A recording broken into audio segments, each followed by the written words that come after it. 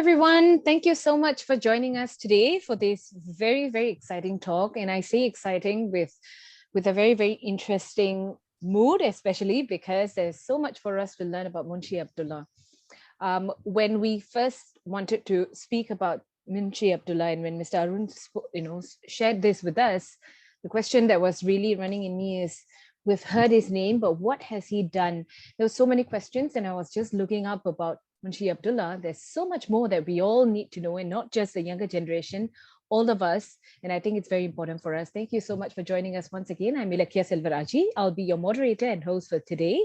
And this wonderful weekend at 5 p.m., we're all joined over here to know more about this man called Munshi Abdullah, which I just, whom I just shared a few lines about.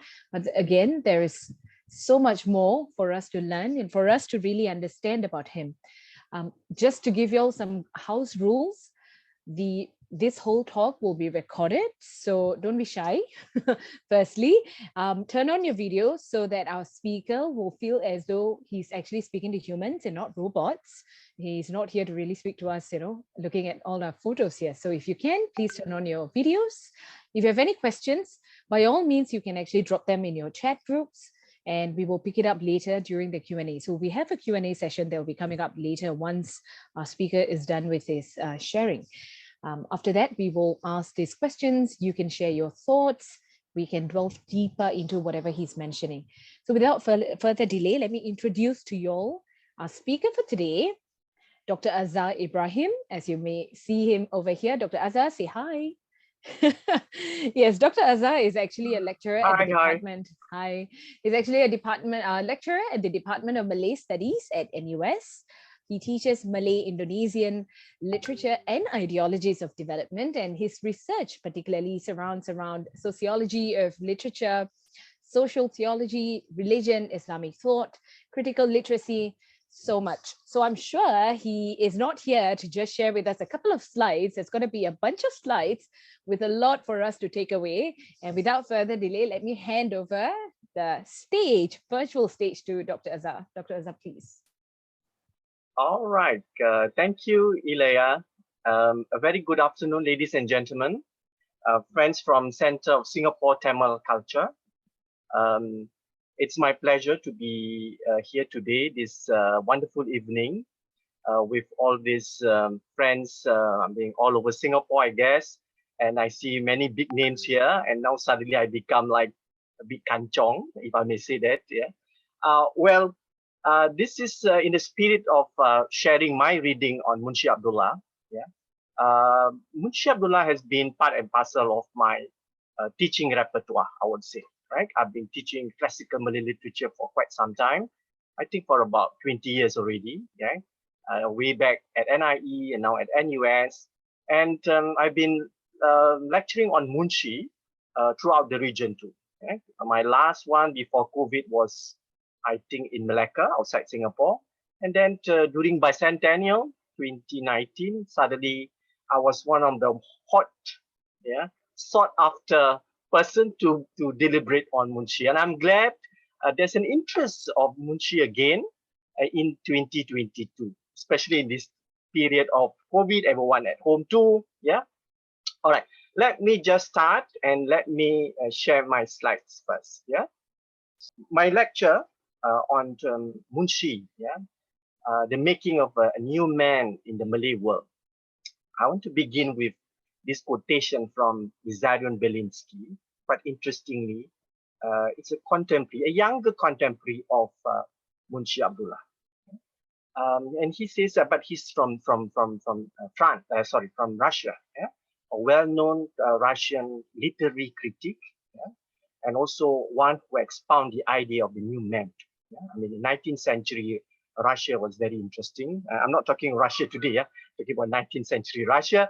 And he says this, to be a critic, one needs talent, taste, knowledge, erudition, mastery of knowledge. Something akin to what actually has been the preoccupation of Munshi Abdullah. Right? So who is this Munshi Abdullah? Full name is Abdullah bin Abdul Qadir. His father was also a well-known Munshi who had worked for the Dutch, yeah, going around the region, collating tags, yeah, and become a translator and even like a scribe, yeah, in many of these colonial enterprise. So Abdullah was born in 1796 or 1797, yeah, depending on the date, and he passed away in 1854 during his pilgrimage in Mecca. So Abdullah can be considered as an example of a Jawi Peranakan, because we always hear Peranakan, you know, around, yeah, Baba Peranakan, right?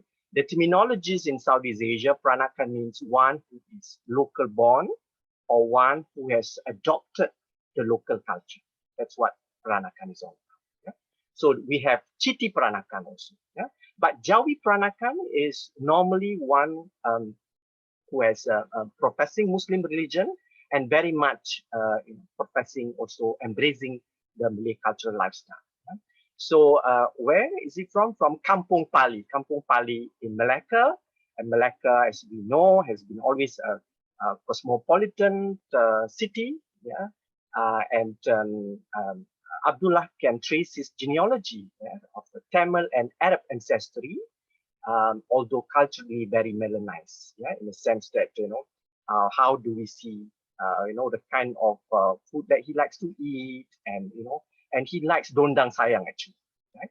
And he loves pantun, you know. Someone who loves pantun for sure will love dondang sayang. That was the pop culture of the day that time, yeah. Okay. So how the colonial describe him? This is in yellow. This is the description by colonial writers. I will not go too detailed for that, just to give you an idea of how Munshi looked like. Yeah, because we don't have any sketches or photos on Abdullah. This is quite interesting. Abdullah was so close with the colonial figures, but somehow, you know, they didn't spend time, you know, even to sketch him. You know, that's something quite strange too, right? They can sketch durian, rambutan, and everything, but not their secretaries. Yeah, which is Abdullah was one of their most ablest secretaries. In physiognomy, he was Tamilian or southern Hindustan. He was tall, slightly bent forward, spare, energetic, bronze in complexion, oval face, high nose, one eye squinted a little outwards. Right? So you can see this really, I would say, like a Tamil hero, yeah?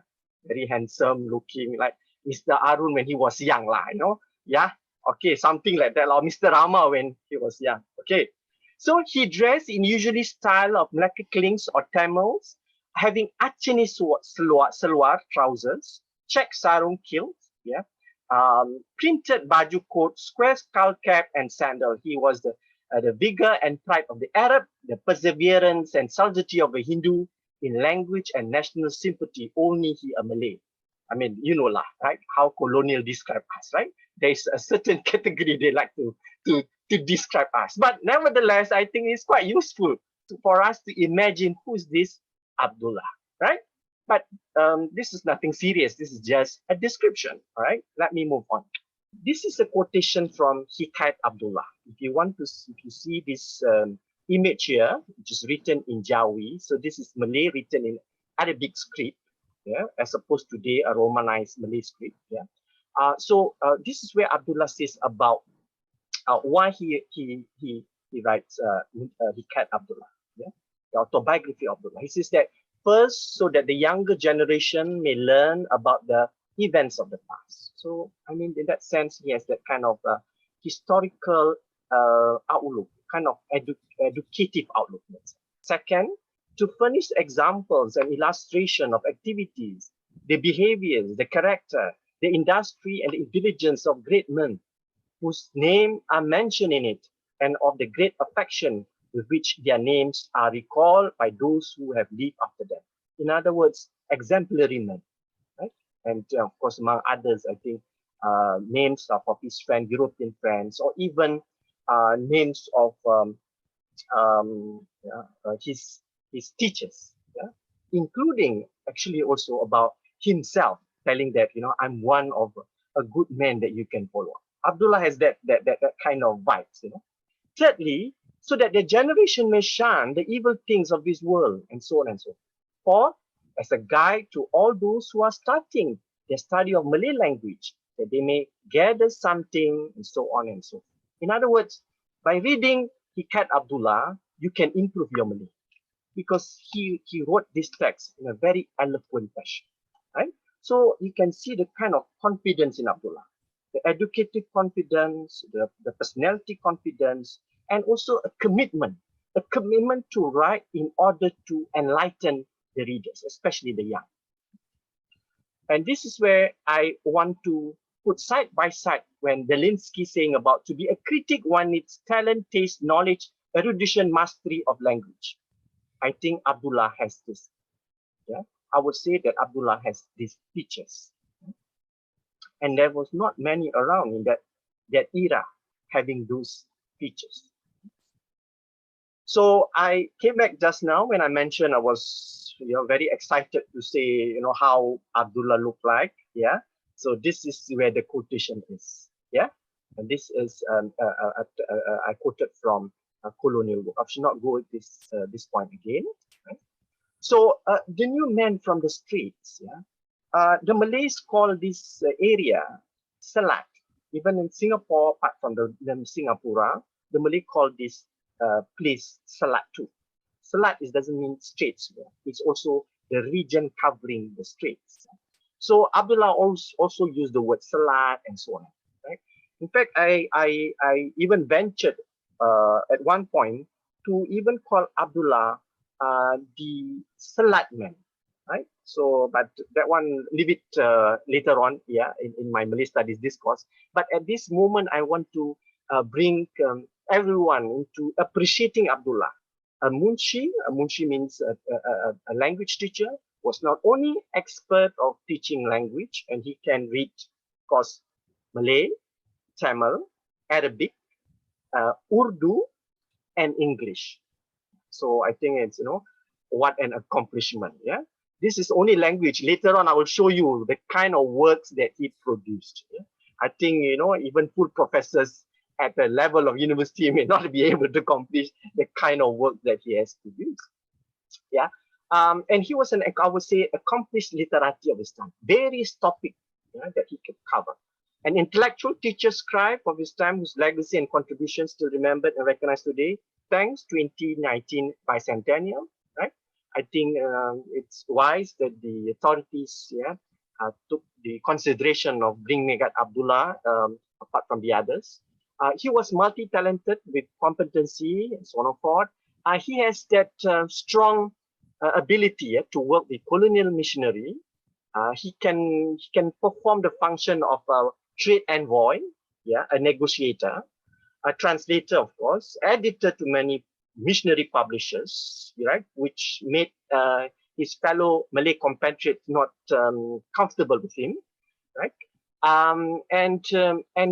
We must remember that he never worked fully for the British. Yeah, he is, after all, a freelance translator, meaning that he worked based on project. Right? So he come to Malacca. He come to Singapore from Malacca. He spent here about 6 months or so, and then he earned some money and he go back to Malacca. Right? And his son, Ibrahim Munshi, who later worked for the Sultanate of Johor at Johor Bahru, right? Mentioned that his father, will spend all the money first until the money all gone, and he will come back to Singapore to do the next assignment. It's very interesting stuff. So he was a critical observer. This is most important. When we say about the new man, a critical observer of his time, witnessing both the collapse of Malay feudalism as well as the emergence of colonialism in this part of the world. Right? Somehow people will say that why he was not really critical of colonialism.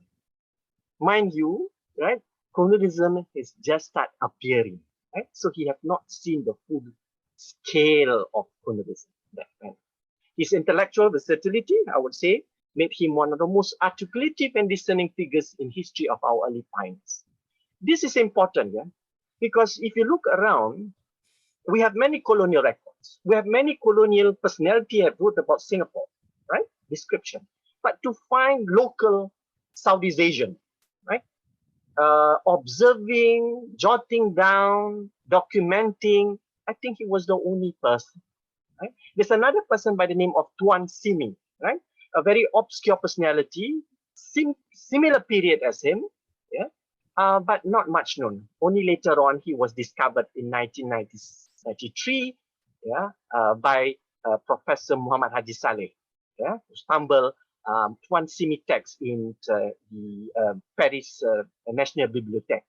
Yeah, that's another story altogether. Yeah, both were contemporaries, Tuan Simi and Munshi Abdullah, but surprisingly, guys, both of them never mentioned each other. So I can only guess they were rivals or competitor. Yeah, yeah, because being Munshi, because you sell your service, right? So you want to, to be known to your boss. So anyway, what is this? The idea of new man? I go very quickly on this. I should not go deliberate on this too much. Yeah, this is basically just I mentioned about Russian literary discourse. Yeah, philosophical discourse. We have this Dmitry Pisarev. Yeah, mentioned about the new man, and generally the Russian discourse, I think, is very interesting, and it's very much akin to Malay Indonesian discourse. When they talk about the new man, that kind of progressive personality, yeah, that to be at the center stage of the historical making, there's an opposite to it, the superfluous man. If you look at my video, right, the superfluous man, many of it were written by great Russian writers. Yeah. Here, I'm not promoting Russian work, but I'm just trying to say that, that the opposite of the new man, the progressive one, is the superfluous man. But in Abdullah's work, we surely know who are the superfluous. Yeah, follow my lectures and you will know who's the superfluous man.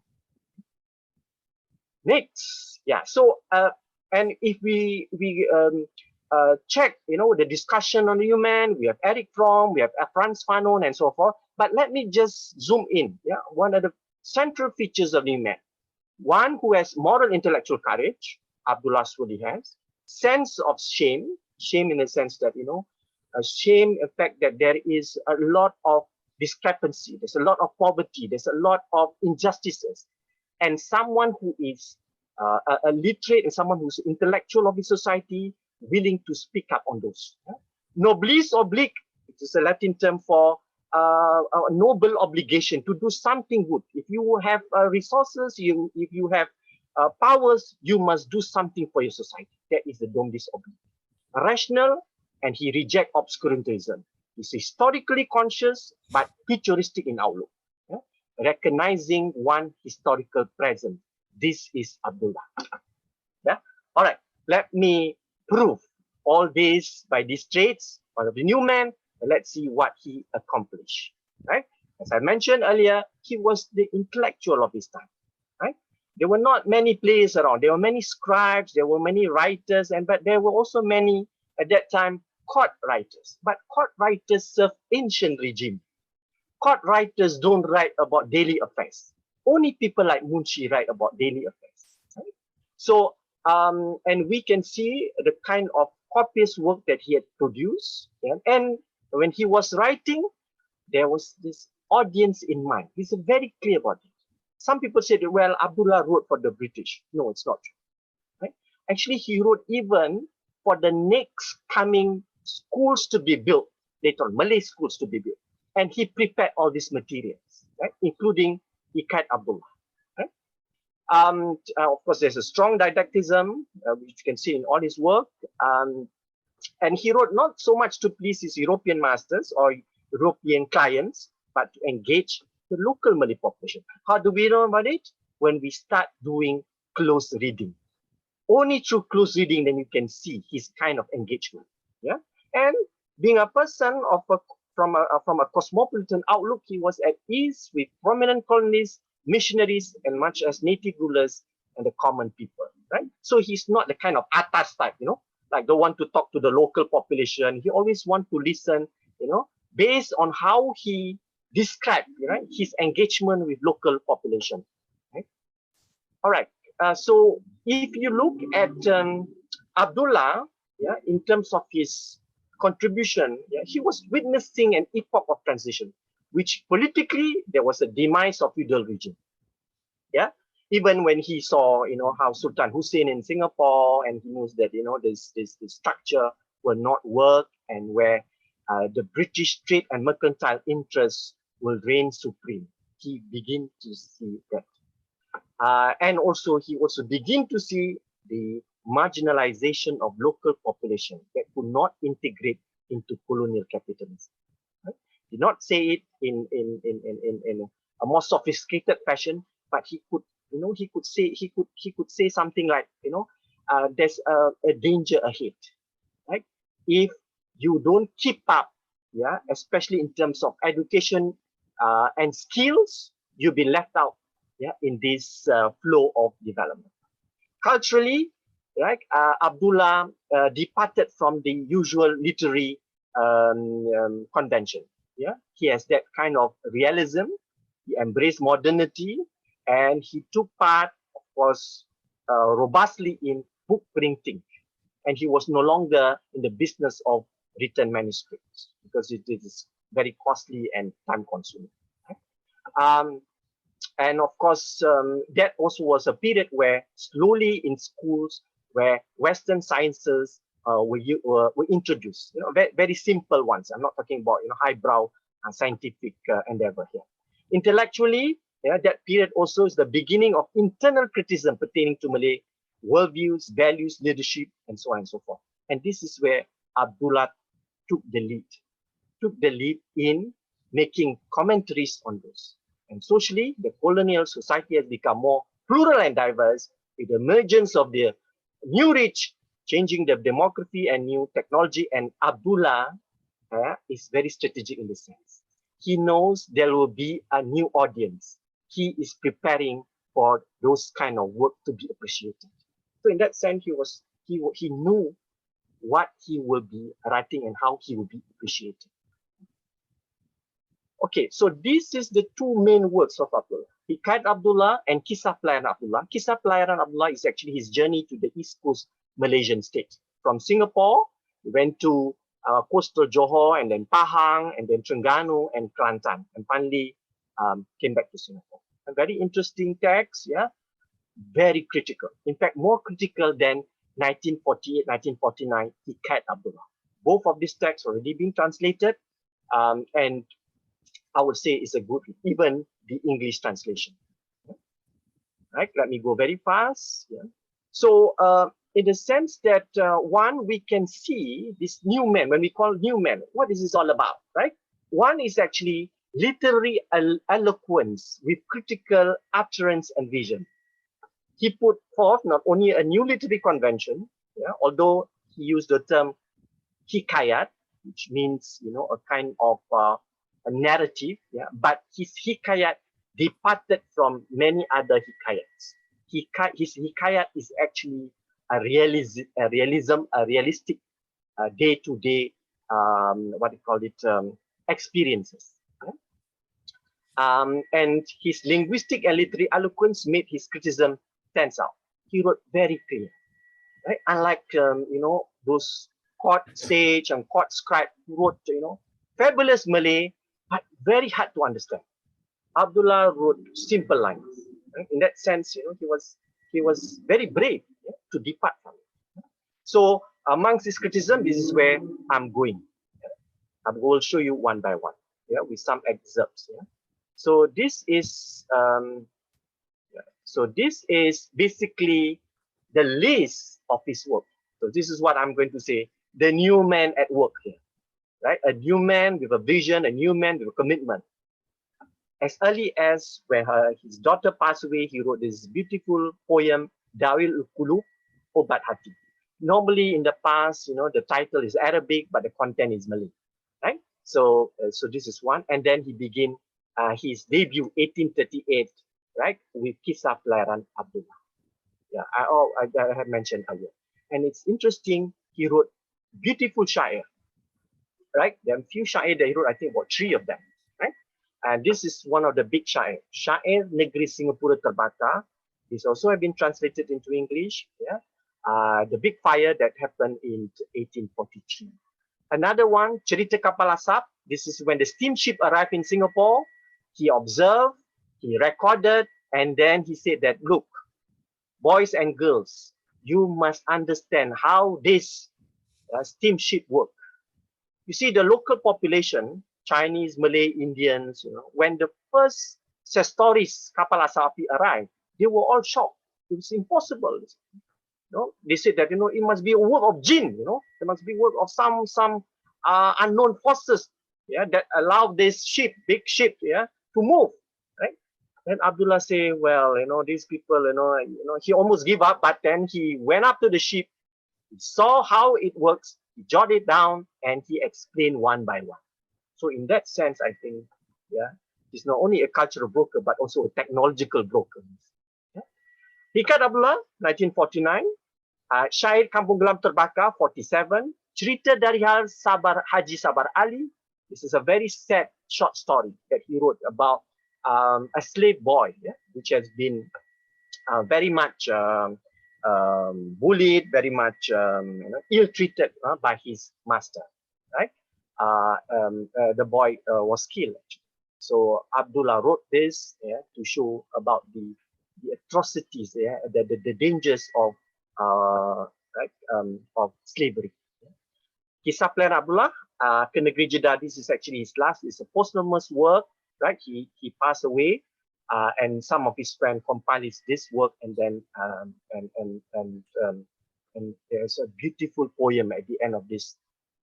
It's a moving poem, right? If you're able to read in Malay, I can tell you it's a very sad, and we can see how Abdullah, right? All those that we say about Abdullah the Padri, Abdullah the Christian, and so on, you can say how spiritual this man is. Okay. Now suddenly I become, very pro Abdullah. I mean, I want to sell Abdullah's work anyway, right? So I need to say some, some interesting facets of this man. He edited old manuscript. You see, Sejarah Melayu, Kitab Adat Segala Raja-Raja. Why he was interested with this? Reading materials, right? And by editing it, it means also printing it. It's not a manuscript anymore, printing it. And therefore, Malay school, which is actually the first one, is RI, Raffles Institution, can use this text for their class. Because, when you start a school, how do you want to start? There is no printing materials, right? You can't use manuscript. Manuscripts are very expensive. So Abdullah is very visionary.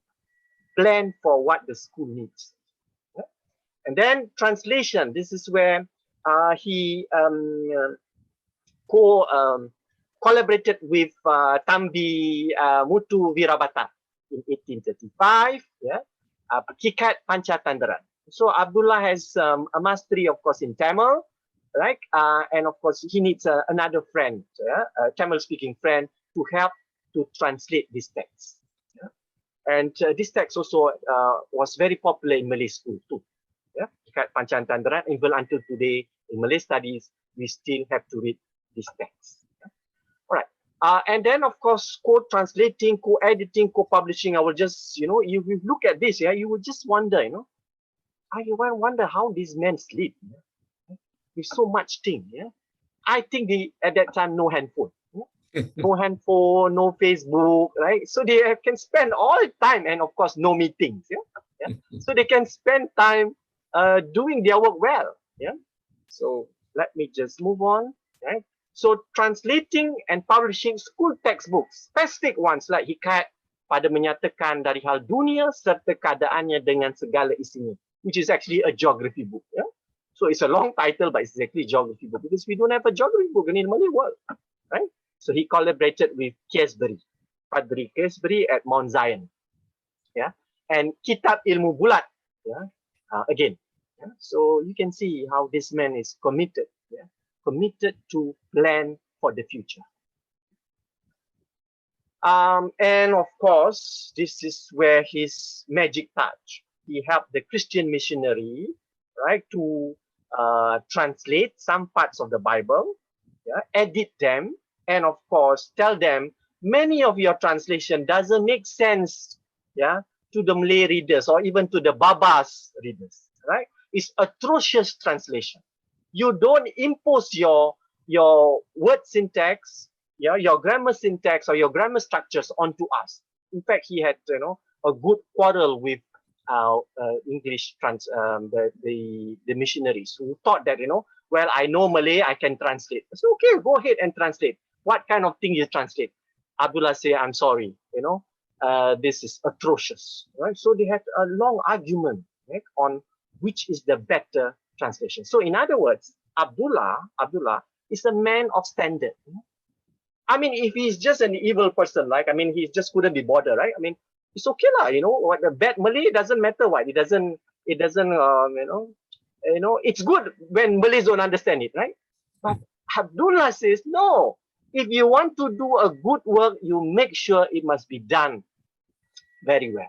And he will not compromise standard. So you can see the kind of commitment, the kind of standing he had. So this is where I mentioned about Abdullah, the observant writer and educative fervor. When the stories came, sorry, the image is not the stories. I couldn't get the stories image. Yeah. So this is how he tell himself. He wrote that how he climbed into the boat and then he saw and then he said that he want to write something, right? And of course, with all this zeal, just to tell others that he is not saying things which is fictive. Because some of his friends says, every time when you want to talk, you say the Englishmen are good and they produce scientific works. They don't believe him. Then say, look at this steamship. And you know very well that steamship later on become the favorites among Malay royalties. So, but then they don't know how it works. Yeah. So Abdullah, by writing this, give them some idea actually how this steamship work. So in that sense, this is a knowledgeable man who wants to say. But I want to say something about Abdullah's involvement in printing technology, right? Lithograph especially. It will be a long drawn lecture, yeah. But very quickly that Abdullah learned from the missionary. Yeah, from the missionary, he learned the techniques of it. Yeah, and then slowly he gathered some of his friends. Yeah, like Ibrahim bin Hussein, an Indian Muslim in Singapore. Sorry, not AN. Should be AN. And Ibrahim was the first printer of the Quranic edition in the region, published with Kemas Haji Muhammad Azhari in Palembang. So all the while we have been saying that Abdullah the Padri working with the missionary, but they don't know that Abdullah was instrumental in the first printing of Quran in Palembang. In fact, there's a Quran in Palembang. In the preface of the Quran, say thank you to Munshi Abdullah. Can you imagine? Right? And I think we have not do justice to Abdullah. So, and well, next one, let me go. Munshi he's a Munshi of language and thought, not just language, but language is not simply for Abdullah kind of, communicative expression. No, that's not about it. To Abdullah, language is actually the vehicle for thought. He was able to articulate his ideas in critical and realistic sense, I mentioned earlier. He initiated and explored the usage of Malay language in various domains, yeah, from, say, religious matter, right, to school textbook, to literary works, yeah, to historical ones. And this is what he has to say about the learning of language. This is basically his complaint. Yeah? This is the one. He says this: it cannot be denied that a man with a thorough grasp of his mother tongue has great advantage. And those who have such a grasp and appreciate the beauties of their language and its secrets improve correspondingly in character and manners. In particular, all rulers and dignitaries should seek to preserve their mother tongue from corruption and exert themselves to educate their families and their dependents. Why is it that? Look at my family. My family are families of Munshi, right? Through language, my family can survive. Through language, my family can obtain education. Okay? The value of language. And it's not just about the economic opportunity, but the intellectual enlightenment that language can provide. Okay? So this is a very powerful message. And of course, this is a time when we don't have MOE to spell out bilingual policy, yeah. So yeah, so you can imagine the kind of thought that Abdullah can offer. Then he says this. Yeah? He look at English, he said. You must know that from the past right up to the present, the English have been improving their language day by day. They have simplified its structure, cut away its accretions, and discarded and its useless form. Its pathway have been made clear and the words classified, each with its appropriate rule for use. We don't know whether Abdullah can write in English, but for sure he can, he can communicate in English, right? We have not seen his writing in English, but I'm sure he can communicate well because he translates English word Bible, yeah, in narratives into Malay. All right, so this is Abdullah on language, and there's more criticism of Abdullah on the neglect of learning. So he has been telling around, why you people don't want to learn your language? This one, I sell very well during Mother Tongue Week in Singapore. Yeah, so suddenly Malay teachers, language teachers, they get excited about, yeah, we should not neglect learning language. Yeah. During his time, the Malay say, what is good of learning Malay? For it's our own language. Moreover, it's only useful in this world. Let us rather learn Arabic, which is useful in the world to come. Then he says, that is true enough, but how, I wonder, can we learn a foreign language if we have not first understood our own? So impossible for you to even understand Arabic if you have not mastered your own language, right? That the language comes with concepts, the way you understand the word.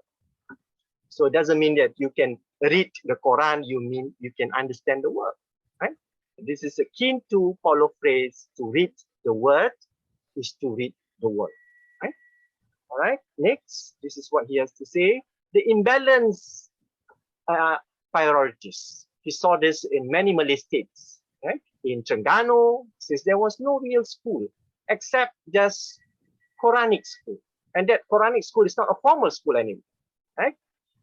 And he noted that they did not study their own language and had no school, right?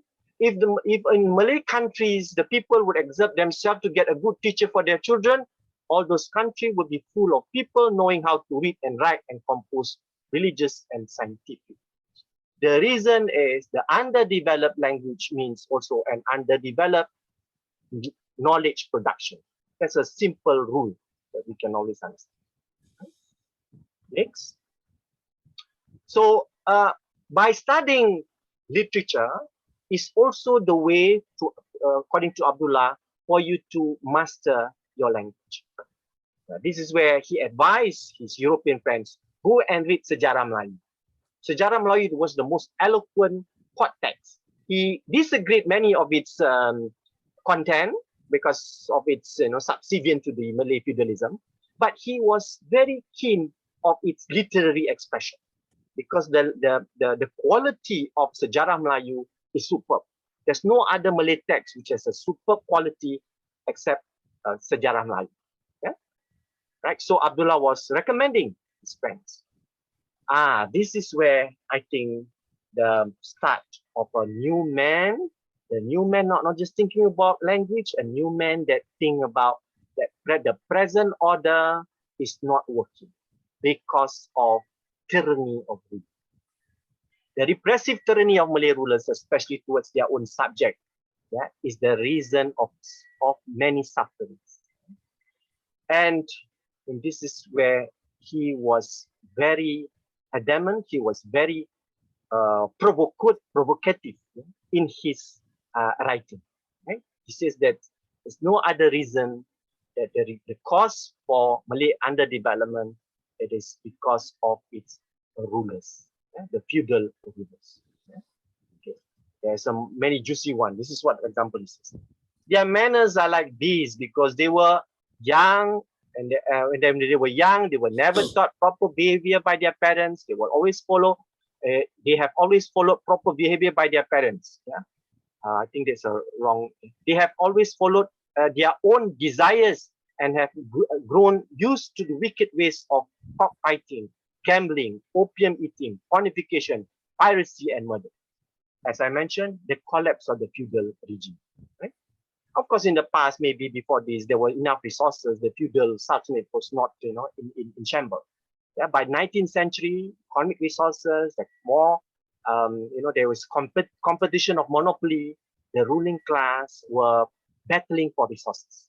So within the ruling class, there was, many things fragmented and many disjointed.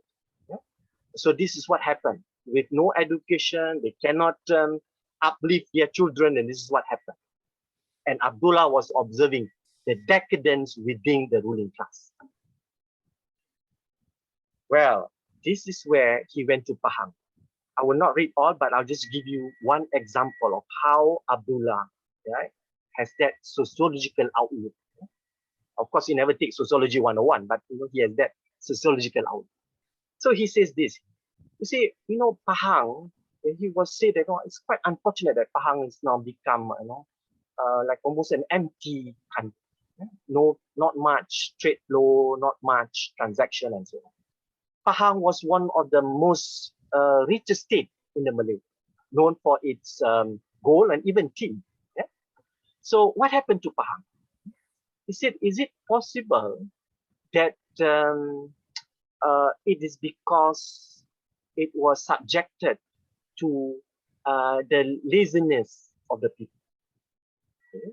Is it possible? Is it because of that the country is not well endowed with what do you call it, greeneries, or the land is infertile, not fertile, yeah? Or is it because a possibility that it was under much attack by foreign intrusion? Abdullah says it's impossible for a country to become so poor because the population is all lazy. Impossible. There's no such thing. Impossible for a country to collapse just because it was attacked by pirates. Impossible. It's impossible for a country like Pahang because cannot develop because of not fertile.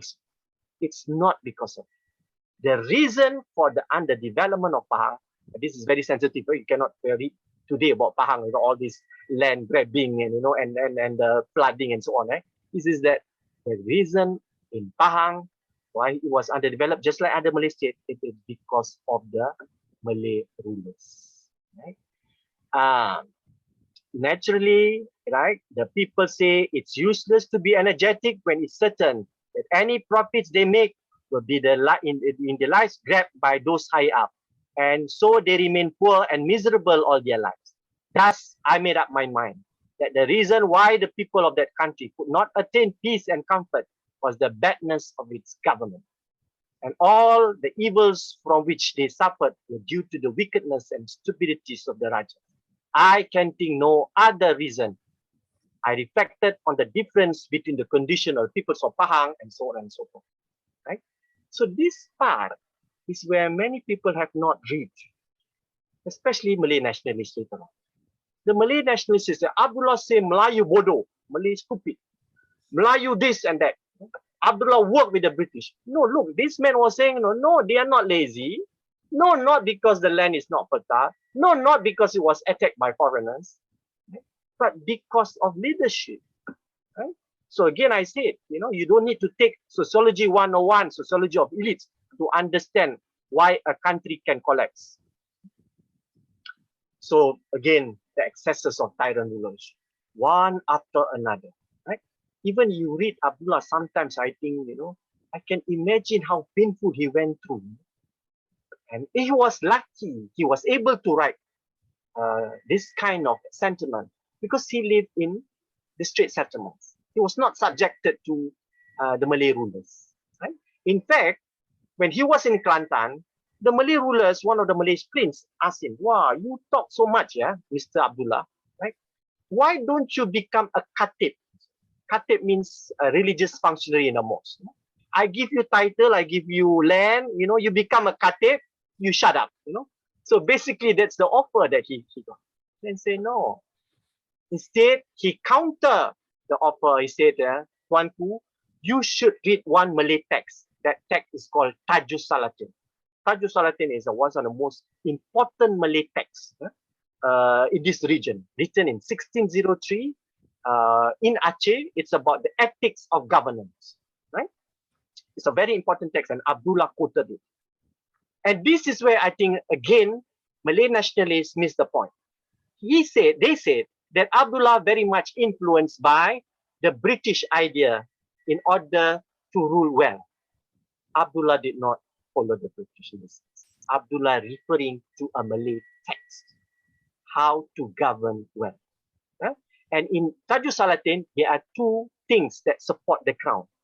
One, reason, we call it buddhi in Malay, and the other one is adil, which means just. So buddhi and adil must come together. That's and it's very much repeated in Abdullah's work. Right? So he warned against injustices of the rulers. Many of these he mentioned about that at the end of the day, they will be subjected to what I call it, the judgment. At the end of the day, being Muslim, right? And you'll be responsible to what you do in this world, and God will ask you what you have accomplished in this life, especially to the rulers. Yeah, again, very much like Tajuh Salatin. All right. Another one is actually he objected superstitiously. He said this is all just nonsense, believing in Pontianak, Olo, Hantus, and all those things. He said, why the Chinese, Malays, and Indians believe in all this? He quoted one example, believing in the Pawang Gajah, is the Bomo for elephant, right? So he went to see how this Pawang, this Gajah, how he did that actually. How he can tame the elephant. So he had been observing, actually they stopped feeding the elephant. And that's what the reason why this Bomo can able to subdue the elephant. So it's a very interesting. So it's not the magical power of the Pawang or Bomo. No, it's because of a technique that they use, to make the Gajah or the elephants listen to them. And then, of course, many of the things that he mentioned about, he found that the Tengku Temenas idea, about looking at good omen before sailing and so on and so forth, he criticizes. At that time, this was revolutionary, right? And although we often link the objection against superstitious beliefs with Islamic reformism, this period there was no Islamic reformism. Abdullah was able to think on his own that this is not Islamic, right? This is irrational, right? So this is what he has to say about superstitious belief. He says that even the English too have its own share, right? But they are able to get rid of all this superstitious belief. And most importantly too, how do you read history?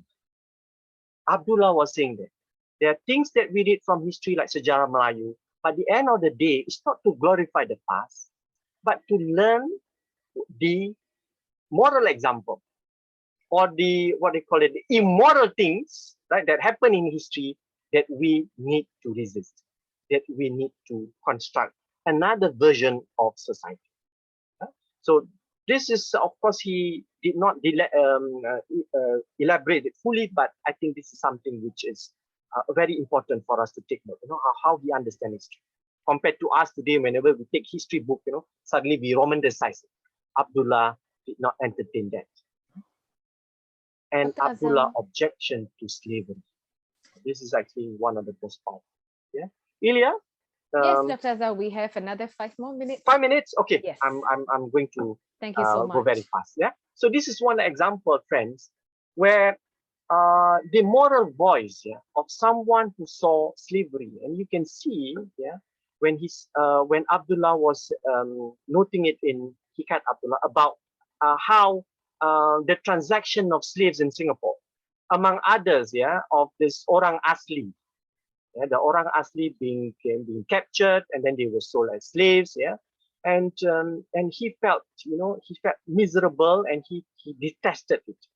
And he says this: my feeling was so outraged by this scene that had I been someone in authority, I would most certainly have punished the wicked man responsible for it. Furthermore, Those in charge of male slave tied them around the midst like monkeys, one to each rope, made fast on the side of the oat. They relieved nature where they stood and smell on the boat, made one's holes, one's nose, and so on and so forth. I think if I want to continue, you can see, vivid description on the condition of slaves. Let's think for a while. Let's ponder a while. What's happening in America during this period? It was the same period. Abraham Lincoln was, right? Yeah, talking about slavery, right? And here we have Munshi Abdullah reflecting on this. It's quite interesting, yeah, if we extend this. And this is the same observation that his son saw in the western side of the peninsula when the son conducted a survey, a journey to the west coast of the Malay Peninsula. The father did the east coast, the son did in the west coast survey. Yeah, and the son also objected to slavery. So basically, Abdullah, assessment of Abdullah. I think there's a lot of various reception on Abdullah, as the colonial scholarship will say him in good light, as a father of modern Malay literature, right? As enlightened natives, yeah.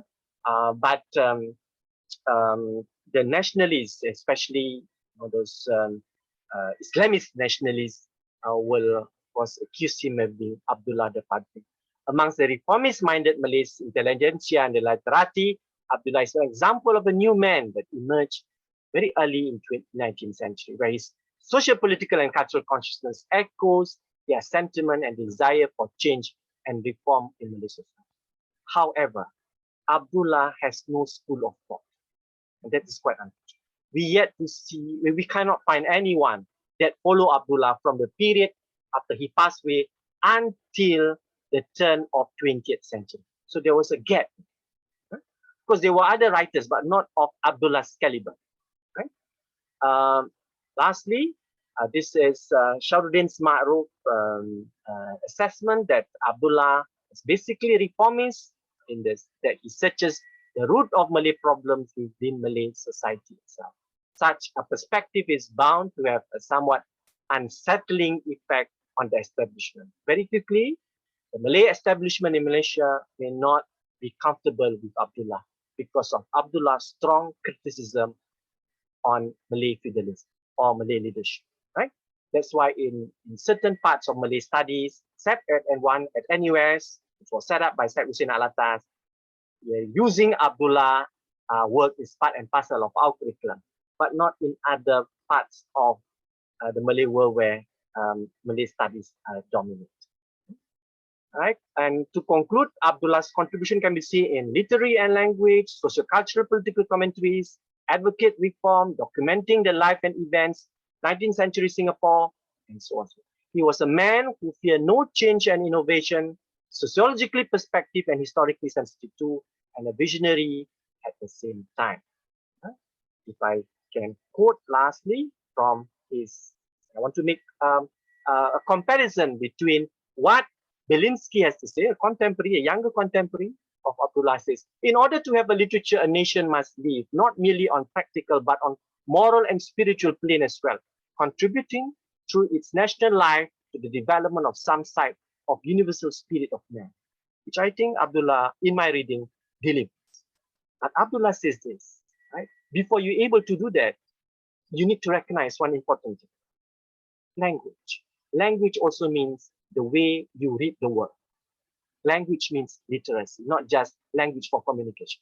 That truly it is language which civilizes man and improves his knowledge and understanding, directing all his energies and raising the level of his own culture beside imparting it to others. By means of language alone can the secrets of human mind be revealed. A great nation necessarily has a fine language in which all matters pertaining to this world and the next can be given expression.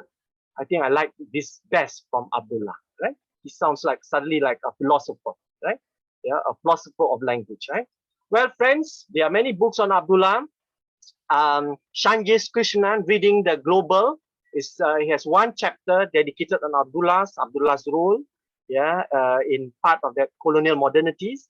Professor Haji Ahmad published 2 volumes, and the other 3 readings are in Malay. If you can access in Malay, these are some of works that we use on Abdullah. And lastly, this is the appendix is actually Munshi's son, Ablas Muhammad Ibrahim Munshi. So this is the real photo of Ibrahim Munshi. So if you want to know how Munshi looked, maybe like the son, I think, right? So this is this is artist impression. So this is the son, and the son worked and became one of the ablest minister in Abu Bakr's government. And this is the book, The Voyage of Abdullah, and this that went to East Coast, and this is the voyage that went to the West Coast. If you read together, you can see the strength of the father and the son, right? Salute to them both, actually, right? I can do another lecture for Ibrahim Munshi, but let's discuss on the father first. The father, the new man that we should appreciate. On that note, thank you so much. I usually personally love Q&A sessions because sometimes whatever that Dr. Azhar has presented, you can, certain portions of it, you can Google and perhaps learn.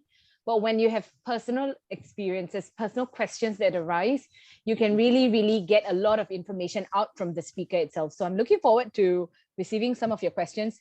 You can unmute yourself and ask those questions, or you can also please kindly drop in your questions in the chat box and we will take it out from there. Perhaps I will get the ball rolling because the first question is always the toughest for anyone to ask. So Dr. Azhar, from me first, you actually mentioned that Munshi Abdullah's works or excerpts are not really used widely, and you actually listed out, some of the reasons to why so. And you did mention that in NUS, you guys refer to his works. Now, can I just ask, now we are in a very modernized, era right now. And do you think that perspective is still standing right now, or do you think moving forward it will change and people will adapt his works? Okay, all right. Let me start with Malay discourse first. The reception of Abdullah very quickly. So during colonial period and by 20th century, with the emergence of Malay studies, from 1930s onwards, right? The colonial has been promoting Abdullah's, right? Because there were not many local works around. So Abdullah's is deemed as one of the enlightened local writers. So Abdullah being staged as the father of modern Malay literature. Okay, so that's one. And then later on, as nationalism grew, expanded, we have varieties of nationalism. They are kind of defensive nationalism. There is also another kind, triumphalist nationalism. The triumphalist one says that, look, people like Abdullah, actually are not not authentic Malay. Right? So this is a very, racist connotation because he has that Indian ancestry. 2, Abdullah worked for the British. 3, Abdullah worked for the missionaries. So you can see, triple, not double, no, triple sin. So the triumphalist nationalists playing this card. So and we all know very well that post-independent period where universities start to operate its own, ethnic studies, cultural studies, the nationalist voice dominates. And unfortunately, the triumphalist type dominates. So Abdullah is unknown, right?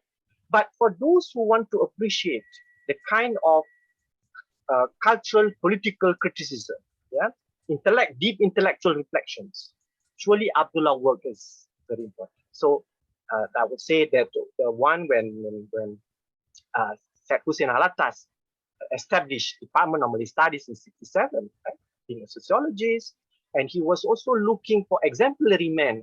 He was also interested in new men, actually. Melayu Baru. Abdullah was the best candidate. Because there were many contending ones. There's one Raja Ali Haji, which is a court sage. And then there's another 16th century Sufi mystic called Hamzah Pansuri. So of course, how we want to choose a feudal sage, or you want to use other worldly mystic. So you have to choose Abdullah. Abdullah is the best candidate, right? One that affirm modernity, affirm education, affirm reform, and so on. So Abdullah was the choice. Yeah? But then again, the problem here, there was not much talk about Abdullah outside Malay studies. Yeah? So this is where I think a neglect. Nobody actually like Singapore discourse actually. Already the Malaysian discourse don't want to talk because politically sensitive.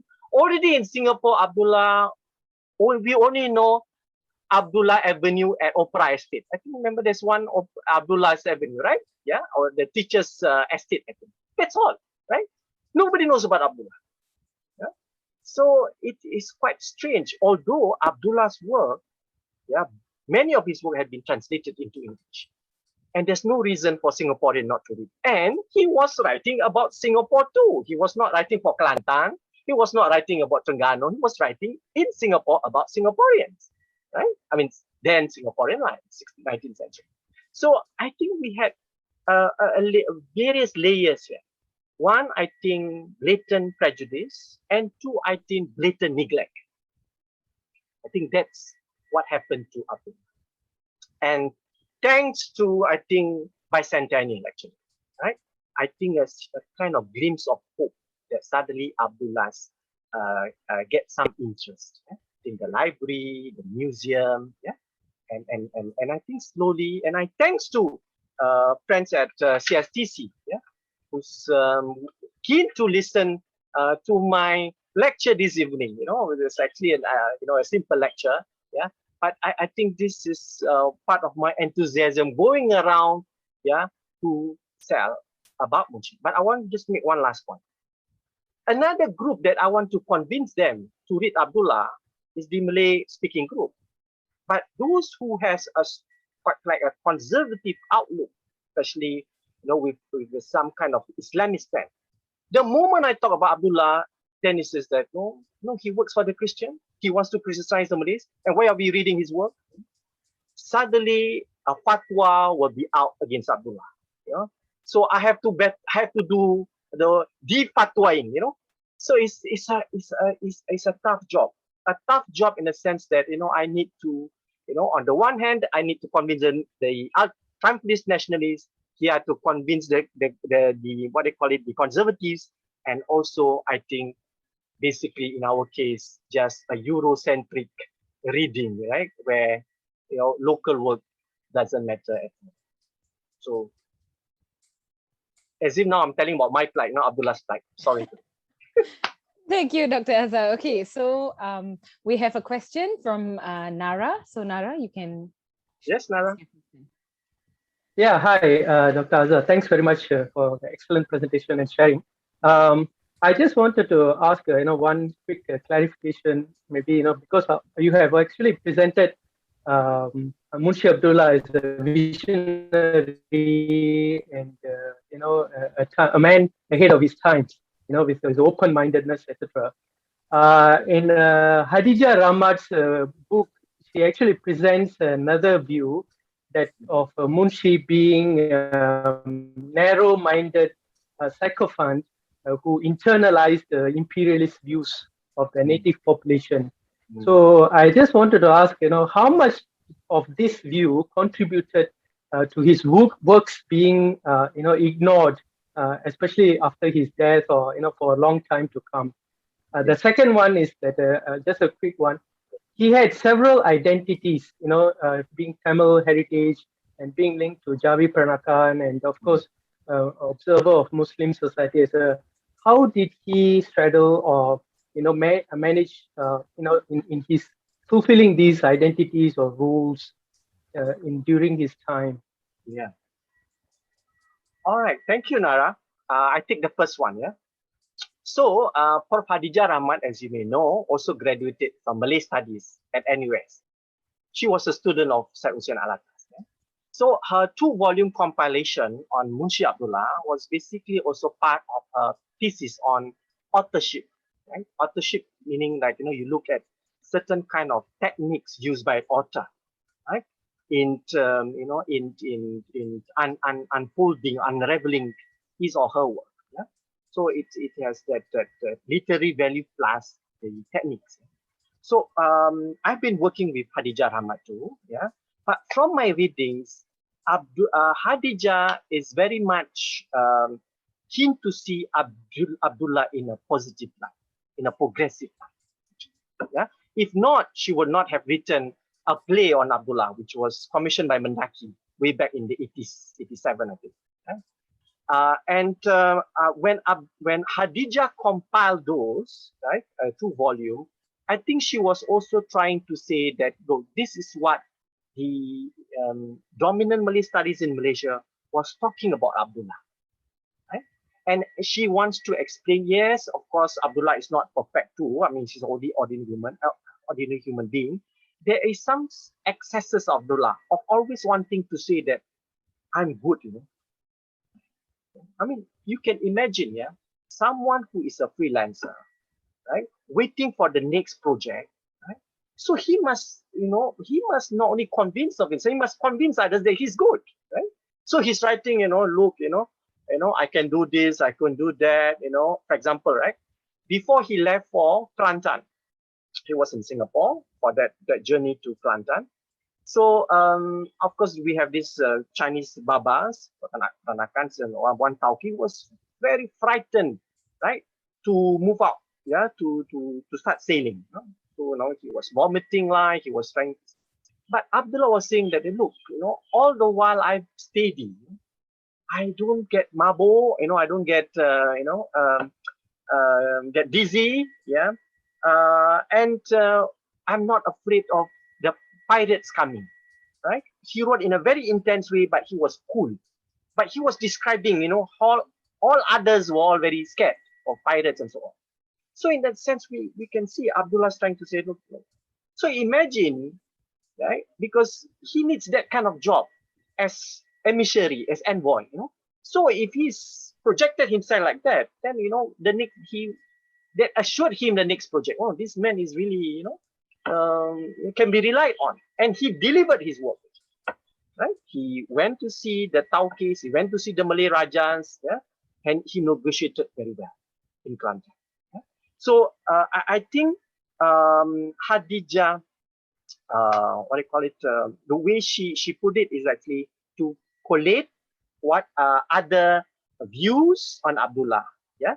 And along the way, if you have not read it completely, right, you might assume that Khadijah had a negative light on Abdullah. This is my reading, yeah, because she was my boss for almost 7 years, and I helped her to teach classical Malay literature also at NIE. Okay, the second question regarding about how Abdullah, right, can mediate with all these varieties of identities. One thing is very clear. Abdullah will not see himself as Malay, right, nor an Indian or a Tamil, because he never says that. You know? There's something which is, you know, of course he has that empathy for Malay readers, yeah, but he will never say like, kita orang Melayu, we are the Malays. No, he didn't utter such, right? So I could sense that Abdullah is really cosmopolitan in that, you know, in that kind of identity, right? And I think he's able to transcend, you know? Okay? And living in this part of the world where your identity is plural and multicultural, I think it's quite natural too that you are able to fit in quite well. Right? For example, yeah, we have Encik Zainul here, let's say, yeah, Encik Zainul, yeah, Zainul is able to with Malay audience, right? Yeah, and being a statesman, he can be with Singapore audience, right? As an ambassador, he's able to with the Arab Muslim audience, yeah. So the versatility of that, I think, is quite natural. Right? I don't think it's only happening this century. It has also in the past. I think it's you know, just like Peranakan, you know, there's this Baba Natian Tiet, yeah. If you read his Syair, late 19th century, same thing, right? You don't know whether he's Chinese or he identified with Chinese or with Malays. So it's very interesting. These are some example of what we call really cosmopolitan people. And I Right. think among us here, there are many more like this. I'm just gonna, there's a couple of questions that's coming up on the chat group.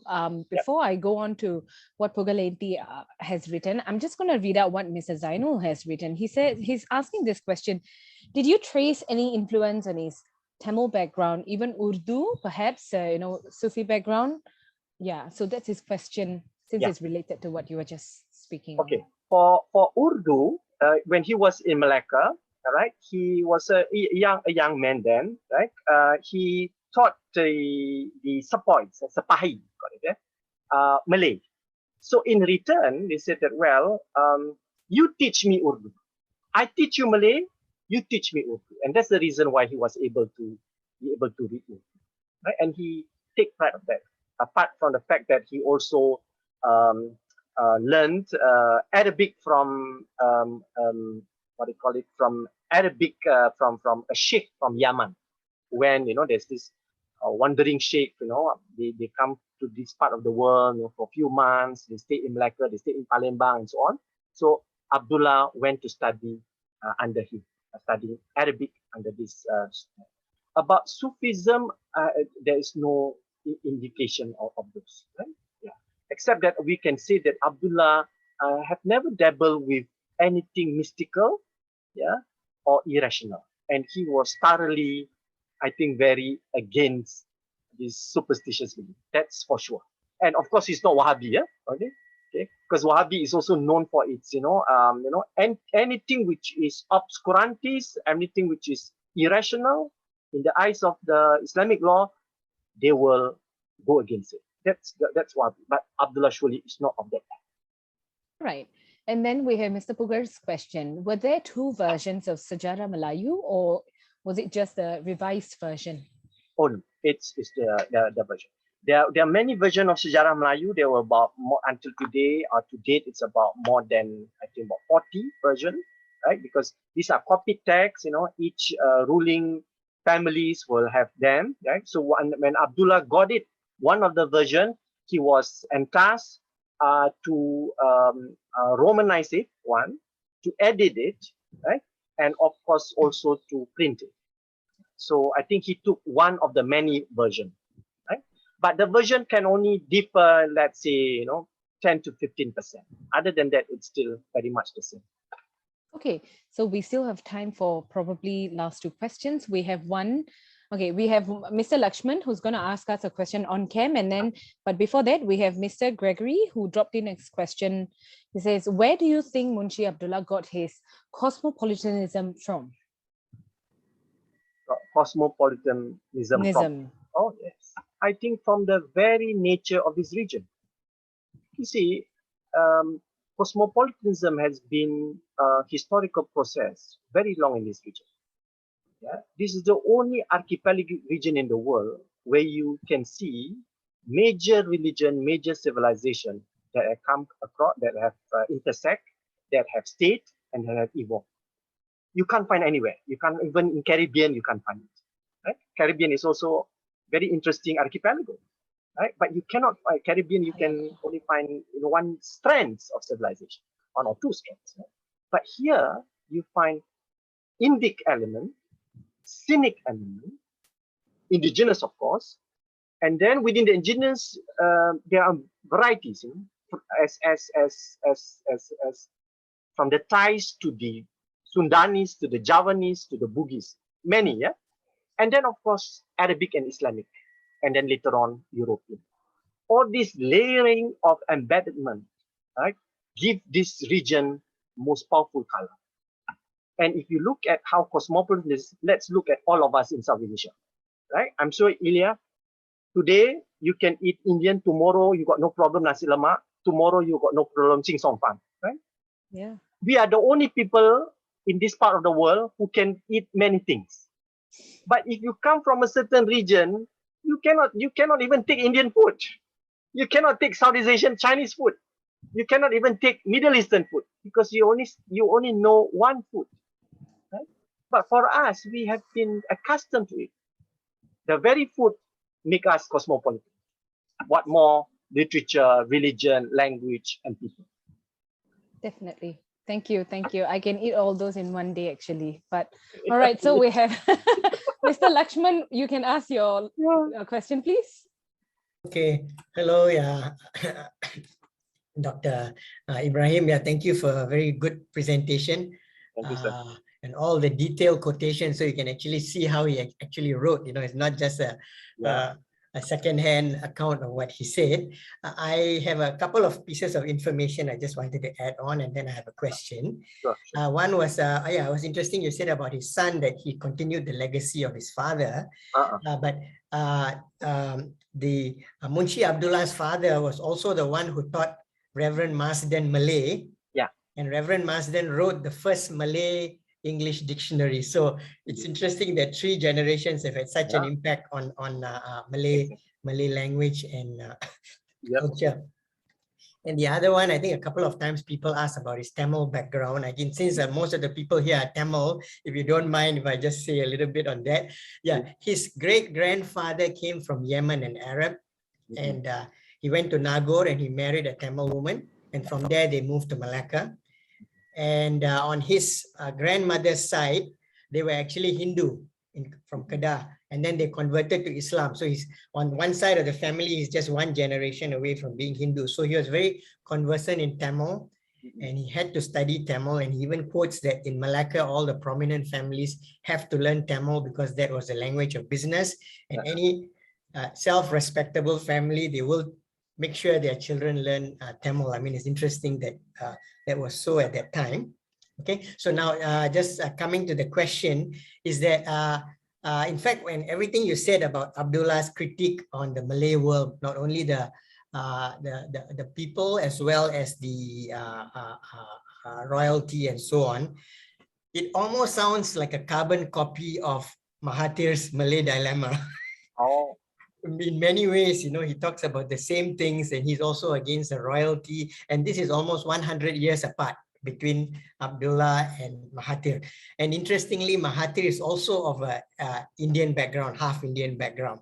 But however, the reception to him seems to be so much better than the reception to Munshi Abdullah. I mean, do you have any comments on that? And what impact has this 100 years of criticism had on Malay society? So thank you, Mr. Lashman. Very good question. You see, when you read Abdullah and the Malay Dilemma by Mahathir Mohamad, you think about one who wants to do reform, one who's very eager and very. In fact, many of my Malay students, when they step into Malay studies, when I say them, what are actually some works that you like to do? Malay Dilemma. Okay, that's good. So I'm waiting for them to take my module, which is Malay Ideas on Development. Then one of the reading is the Malay Dilemma. We have to read, together in class and dissect. The difference, Mr. Lashman, Mahathir's work actually is a accumulation of many colonial assumptions, which is about, let's say, the innate characteristic of the Malays. Innate. Cultural deficiency. He was actually speaking in the terms of colonial discourse. You read one line, paragraph after paragraph, you can see this direction. What is actually the conclusion in Mahathir's Malay Dilemma? That after telling that all the Malay, Malay people are no good, right, or deficient, the point of a conclusion that there's one party, that can save you, and that party is his party. All right, and here after telling everything, you have put the Malays so down, and here we are as your savior. To justify, because Mahathir was all along wanting to get the agenda of even before 1971 NEP, a more proportion of resources for Malays. and that is right? So it's basically a kind of a party ideology. Abdullah was writing from a person who observed things, right? And he was, I think, he has, of course, it's not perfect, yeah.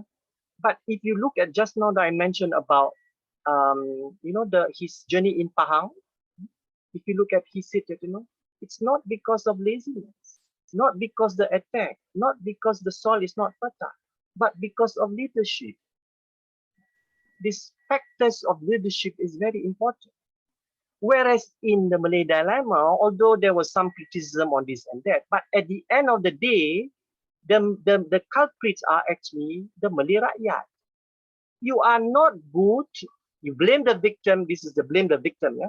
Blame the victim. And at the end of the day, we are the one who can save you. That's where Alatas came again on Mahathir's book, Siapa Yang Salah? Who is at fault?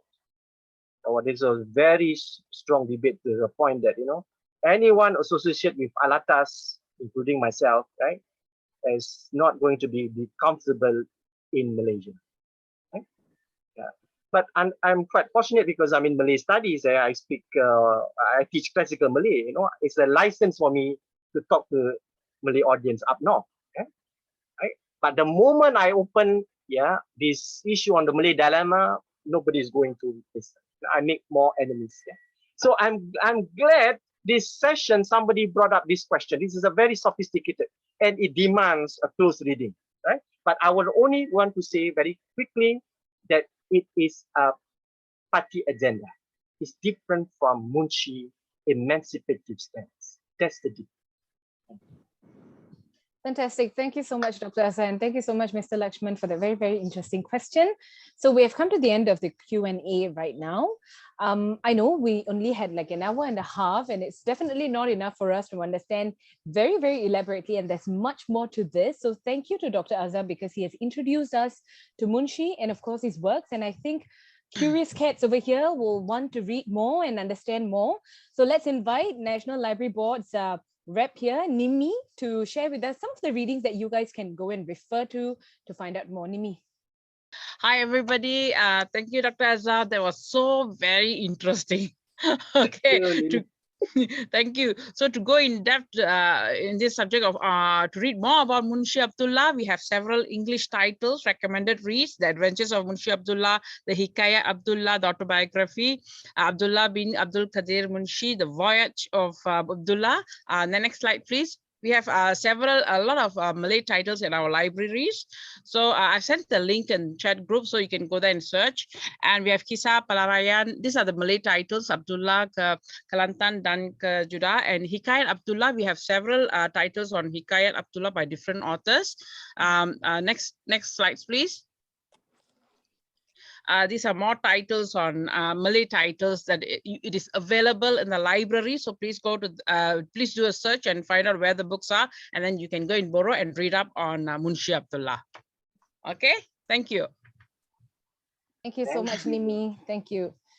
Right, Dr. Azhar, I think because you were so busy, explaining to us and everything in the chat group, there were several people texting and thanking you for your very, very fantastic presentation. There was even one particular person, I think Ariane from Paris, listening to us. So thank you so much to every one of y'all spending your time to listen to us. Very interesting presentation, of course.